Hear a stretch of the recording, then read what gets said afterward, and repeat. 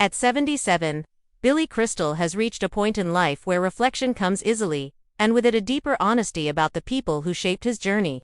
Especially Rob Reiner, born William Edward Crystal on March 14, 1948 in Manhattan, and raised on Long Island. Billy grew up surrounded by music and storytelling. His father, Jack Crystal, was a jazz promoter who worked with legends like Billie Holiday and Duke Ellington, giving young Billy an early glimpse into the creative world. That vibrant childhood was cut short by tragedy when his father died suddenly while Billy was just 15, a loss that forced him to grow up fast and planted the emotional depth that would later define his comedy. After studying at Nassau Community College and transferring to New York University's Tisch School of the Arts, Crystal developed a strong foundation in acting and writing, tools that allowed him to move seamlessly between humor and heartfelt drama. His breakout role, as Jody Dallas on the 1972 sitcom Soap, was groundbreaking, portraying one of television's first openly gay characters with warmth and humanity. While controversial at the time, the role revealed Crystal's courage and range.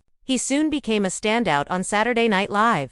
In the early 1980 seconds, where characters like Fernando Lamas and his Sammy Davis Jr. impressions made him a household name, the late 1980 seconds and 1990 seconds marked his golden era, especially with When Harry Met Sally in 1989, a film that redefined the romantic comedy. As Harry Burns, Crystal brought vulnerability, wit, and realism to the screen, proving that romance could be funny without being shallow. It was during this time that his collaboration with Rob Reiner became truly transformative. Looking back now, Crystal says working with Reiner was one of the most defining experiences of his life. He explains that Reiner was never just a director calling shots, but a true partner who understood that comedy comes from honesty, not punchlines. Reiner pushed him to dig deeper, challenging him in ways that felt safe rather than ego. Crystal admits there were moments of disagreement, but the tension was always creative, rooted in mutual respect and a shared desire to make the film better. He now openly acknowledges Reiner's emotional intelligence,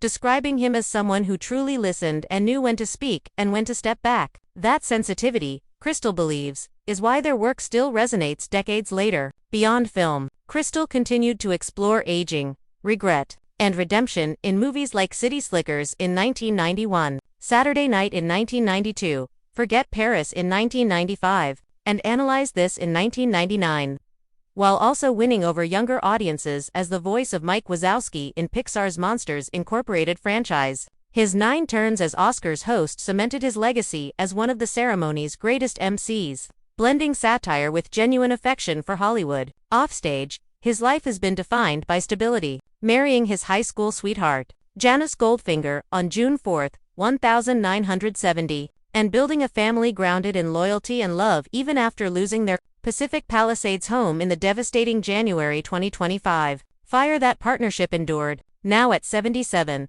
Crystal speaks about Rob Reiner not with scandal but gratitude, crediting him for helping him mature as an artist and storyteller. He believes their success came from trust, friendship, and emotional truth, and says simply that if you're lucky, you get to work with someone who changes you. For Billy Crystal, Rob Reiner did exactly that, and he'll always be thankful.